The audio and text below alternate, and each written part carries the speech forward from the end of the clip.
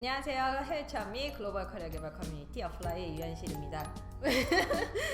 오늘은 굉장히 특별한 분을 모셨는데요.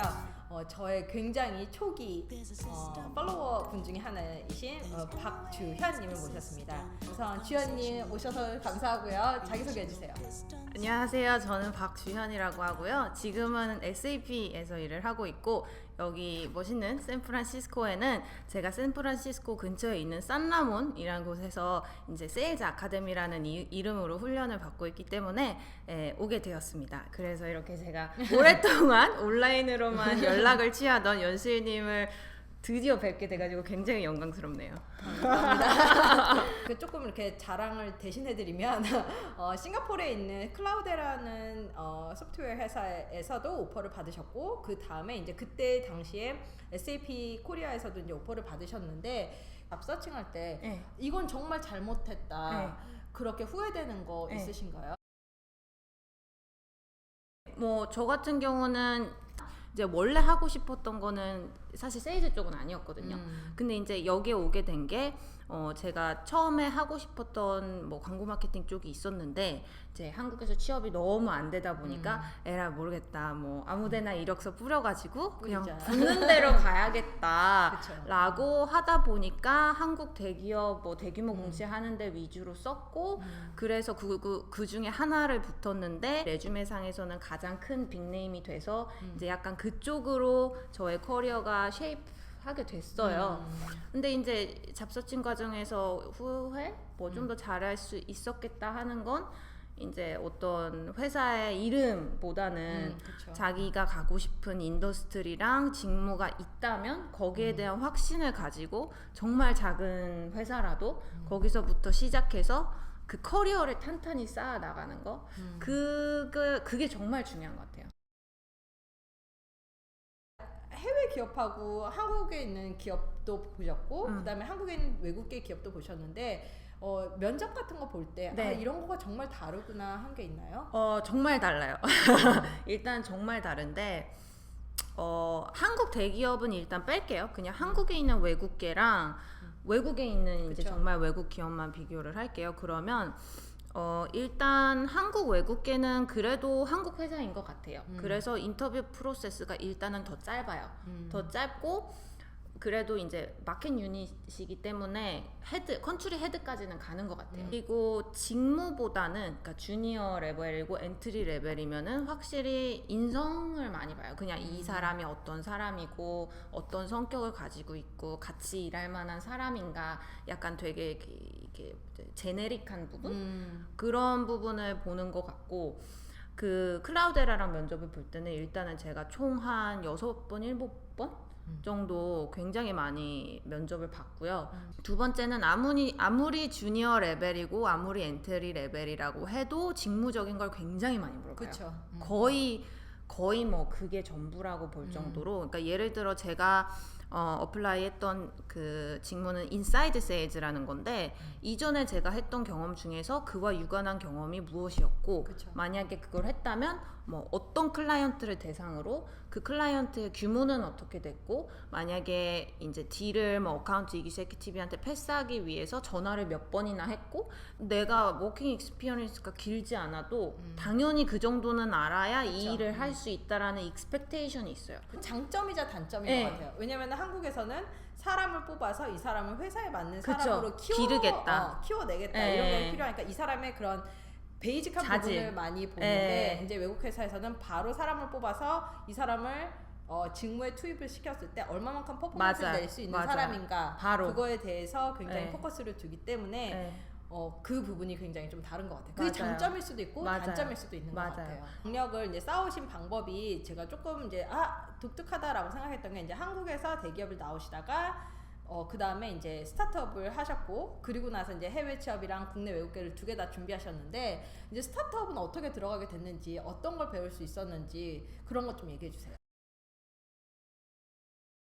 사실 스타트업을 들어가게 된 계기는 조금 우연치 않은데 이제 저는 SAP에 들어오기 직전에 타링이라는 스타트업에서 일을 했고요. 타링은 이제 온라인으로 튜터랑 튜티를 매칭시켜주는 소위 재능 공유 이제 사이트라는 데예요. 근데 사실 타링을 알게 된 거는 제가 그냥 이제 한국 대기업 퇴사를 하고 뭐 배우고 싶은 게 많은 거예요. SPSS도 배우고 싶고 주식도 배워보고 싶고 그쵸. 포토샵도 배워보고 싶고 그래서 검색을 했는데 이제 타링이라는 사이트가 떴고 가만히 보니까 취지도 좋고 재밌는 것 같았는데 그리고 또 우연히 제가 들었던 주식 수업에 그 타링의 CEO가 같이 듣고 있었어요. 그래가지고 그냥 연락처 교환해서 어느 날 갑자기 제가 그냥 나 타링에서 일해보고 싶다. 근데 뭐 돈은 안 줘도 되고 그냥 일단은 일해보고 싶다. 왜냐면 나는 온라인 앱이나 웹 서비스를 만드는 일을 항상 해보고 싶었기 때문이다. 해서 그냥 다짜고짜 찾아가서 이제 CEO랑 얘기를 했는데 말이 잘 통해가지고 처음에는 이제 돈 안 받고 일하기 시작했죠. 그래서 거기 B2C 서비스를 고도화하기 위한 모든 영역의 일들, 뭐 영업, CS, 마케팅, 서비스 기획, 뭐 전략, 뭐 다 했었죠.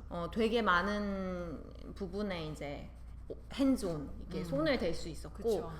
너무 재밌었고 너무 많이 배웠어요. 네. 근데 지금 되게 중요한 말씀을 해주셨는데 이제 저 같은 경우에도 그런 거에 대해서 제가 이제 어플라이 그 콘텐츠를 통해서도 말씀드린 적이 있을 거예요. 정말로 이게 관심 있는 곳이다 아니면은 정말로 내가 해보고 싶은 곳이다 그러면은 우선은 거기에 있는 그 인사이더 사람들한테 리치아웃 해가지고 물어보고 알아가고 그 다음에 뭐 내가 더 도와줄 수 있는 건 없을까 하다 보면은 생각지도 않은 기회를 굉장히 많이 얻을 수도 있거든요. 그리고 미국에서도 그런 식으로 하는 경우가 굉장히 많고 그렇기 때문에 정말 자기가 관심 있고 정말 해보고 싶은 거다라고 하면은 조금 너무 수줍어하지 말고 한번 도전을 해보면은 그 작은 그런 경력을 쌓으면서 작은 스킬을 하나씩 얻어가기 되게 좋은 기회인 것 같아요.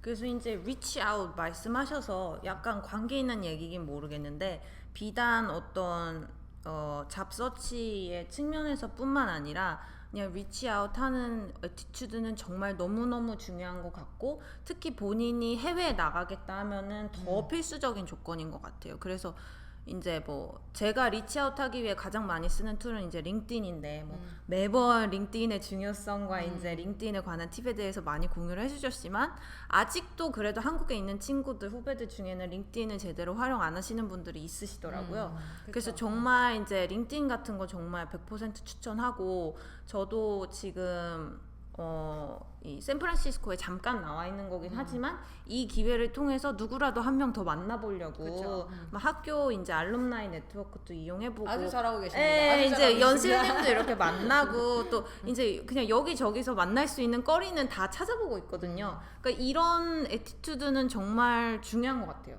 근데 여기서 제가 한 가지 팁을 드릴게요. 많은 분들이 나이가 적건 많건 아니면은 뭐 어떤 업계에 상관없이 저지르는 공통적인 실수가 하나 있어요. 그게 뭐냐면은 굉장히 자기 위주예요. 자기가 내가 이런 백그라운드를 가지고 있는데 나한테 조언해줘. 이런 거 거의 한 99%는 다 무시를 당하거든요.